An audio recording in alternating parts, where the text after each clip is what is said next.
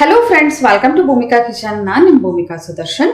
ಇವತ್ತು ಬೆಂಡೆಕಾಯಿ ಮಸಾಲ ಗ್ರೇವಿ ಮಾಡೋದು ಹೇಗೆ ಅಂತ ತೋರಿಸ್ತಾ ಇದ್ದೀನಿ. ಎಷ್ಟೊಂದು ಬಾರಿ ಮಸಾಲ ಗ್ರೇವಿಗಳು, ಕರಿಗಳು, ಜೊತೆಗೆ ನಮ್ಮ ಸೌತ್ ಇಂಡಿಯನ್ ರೆಸಿಪಿ ಸಾಗುಗಳು ಇವೆಲ್ಲ ತೋರಿಸಿದ್ದೀನಿ. ಇವತ್ತು ಮಾಡ್ತಾ ಇರೋದು ಕಂಪ್ಲೀಟ್ ಡಿಫ್ರೆಂಟ್ ಆಗಿರೋವಂಥ ರೆಸಿಪಿ. ಬನ್ನಿ ಮಾಡೋದು ಹೇಗೆ ಅಂತ ನೋಡ್ಕೊಳ್ಳೋಣ.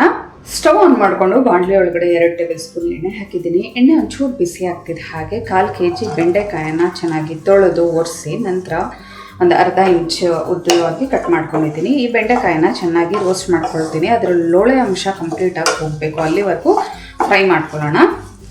ಬೆಂಡೆಕಾಯಲ್ಲಿರುವಂಥ ಲೋಳೆ ಅಂಶ ಎಲ್ಲ ಹೋಗಿದೆ. ಮೀಡಿಯಮ್ ಟು ಹೈ ಫ್ಲೇಮಲ್ಲಿ ಇದನ್ನು ಒಂದು 3 ರಿಂದ 4 ನಿಮಿಷ ಚೆನ್ನಾಗಿ ಫ್ರೈ ಮಾಡ್ಕೊಂಡಿದ್ದೀನಿ. ಇವಾಗ ಇದನ್ನು ಒಂದು ಪ್ಲೇಟ್ಗೆ ಟ್ರಾನ್ಸ್ಫರ್ ಮಾಡ್ಕೊಳ್ತೀನಿ. ಅದೇ ಬಾಣಲೆ ಒಳಗಡೆ 2 ಟೇಬಲ್ ಸ್ಪೂನ್ ಎಣ್ಣೆ ಹಾಕೊಂಡಿದ್ದೀನಿ. ಎಣ್ಣೆ ಒಂಚೂರು ಚೆನ್ನಾಗಿ ಬಿಸಿ ಆಗ್ತಿದೆ. ಹಾಗೆ ಅರ್ಧ ಇಂಚು ಚಕ್ಕೆ, ಲವಂಗ 3, 1 ಮೊಗ್ಗು, 2 ಏಲಕ್ಕಿ, 1 ಪಲಾವ್ ಎಲೆ ಇದಿಷ್ಟನ್ನು ಹಾಕ್ಕೊಂಡು ಒಳ್ಳೆ ಘಮ ಬರೋವರೆಗೂ ಫ್ರೈ ಮಾಡ್ಕೊಳ್ತೀನಿ. ಲೈಟಾಗಿ ಅದರ ಮಸಾಲೆ ಘಮ ಎಲ್ಲ ಶುರು ಆಗ್ತಿದೆ. ಹಾಗೆ 2 ಚಿಕ್ಕ ಸೈಜ್ ಈರುಳ್ಳಿ ಸ್ಲೈಸಸ್ಗಳ ಥರ ಕಟ್ ಮಾಡಿ ಹಾಕೋಬೇಕು. ಈರುಳ್ಳಿ ಒಂಚೂರು ಸಾಫ್ಟ್ ಆಗೋವರೆಗೂ ಫ್ರೈ ಮಾಡ್ಕೊಳ್ತೀನಿ.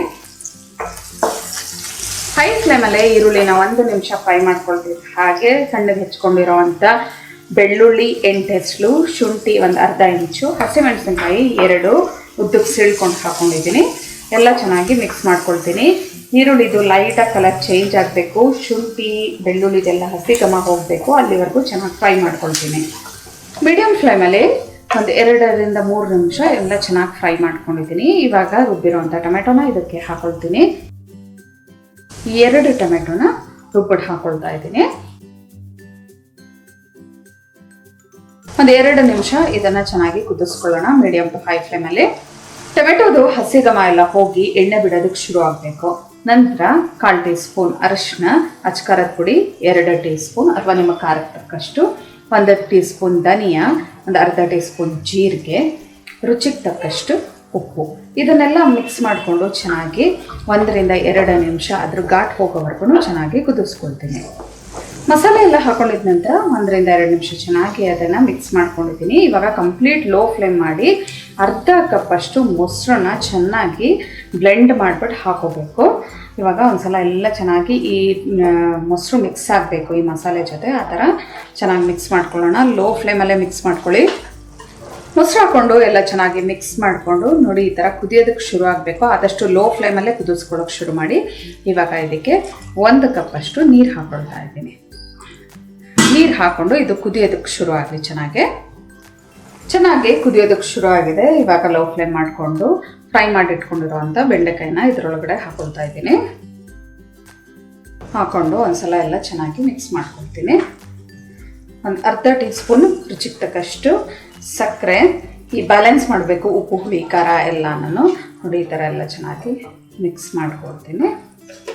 ಇವಾಗ ಅರ್ಧ ಟೀ ಸ್ಪೂನ್ ಗರಂ ಮಸಾಲ, ಸಣ್ಣ ಕಟ್ ಮಾಡ್ಕೊಂಡಿರೋವಂಥ ಕೊತ್ತಂಬರಿ ಸೊಪ್ಪು, ಒಂದು ಅರ್ಧ ಟೇಬಲ್ ಸ್ಪೂನ್ ಎಲ್ಲ ಹಾಕ್ಕೊಂಡು ಚೆನ್ನಾಗಿ ಮಿಕ್ಸ್ ಮಾಡಿಕೊಂಡು ಲಿಡ್ ಕ್ಲೋಸ್ ಮಾಡಿಕೊಂಡು ಒಂದು 7 ರಿಂದ 8 ನಿಮಿಷ ಇದನ್ನು ಚೆನ್ನಾಗಿ ಬೇಯಿಸ್ಕೊಳ್ಳೋಣ. ಲಿಡ್ ಕ್ಲೋಸ್ ಮಾಡಿಕೊಂಡು ಕಂಪ್ಲೀಟ್ ಲೋ ಫ್ಲೇಮ್ ಮಾಡ್ತಾ ಇದ್ದೀನಿ. ಒಂದು 8 ನಿಮಿಷ ಚೆನ್ನಾಗಿ ಇದನ್ನು ಬೇಯಿಸ್ಕೊಳ್ತೀನಿ. ಮಧ್ಯೆ ಮಧ್ಯೆ 1-2 ಸಲ ಮಿಕ್ಸ್ ಮಾಡ್ಕೋಬೇಕು. ಒಂದು 8 ನಿಮಿಷ ಇದನ್ನು ಚೆನ್ನಾಗಿ ಕುದಿಸ್ಕೊಳ್ತಿದ್ದೆ. ಹಾಗೆ 1 ಟೀ ಸ್ಪೂನಷ್ಟು ಚೆನ್ನಾಗಿ ಕ್ರಷ್ ಮಾಡಿರೋವಂಥ ಕಸೂರಿ ಮೇಥಿ ಹಾಕ್ಕೊಂಡು ಒಂದ್ಸಲ ಎಲ್ಲ ಚೆನ್ನಾಗಿ ಮಿಕ್ಸ್ ಮಾಡ್ಕೊಳ್ತೀನಿ. ನೋಡಿ ಆವಾಗಲಿಂದ ಚೆನ್ನಾಗಿ ನಾವು ಬೇಯಿಸ್ಕೊಂಡಿದ್ದಕ್ಕೆ ಸೆಮಿ ಗ್ರೇವಿ ಆದಂಗೆ ಆಗಿದೆ. ಎಲ್ಲ ಒಂದ್ಸಲ ಚೆನ್ನಾಗಿ ಮಿಕ್ಸ್ ಮಾಡಿಕೊಂಡು 1 ನಿಮಿಷ ಇದನ್ನು ಕುದಿಸ್ಕೊಂಡು ಹೈ ಫ್ಲೇಮಲ್ಲಿ ಸ್ಟವ್ ಆಫ್ ಮಾಡ್ತಾ ಇದ್ದೀನಿ. ಬೆಂಡೆಕಾಯಿ ಮಸಾಲ ಗ್ರೇವಿ ರೆಡಿಯಾಗಿದೆ.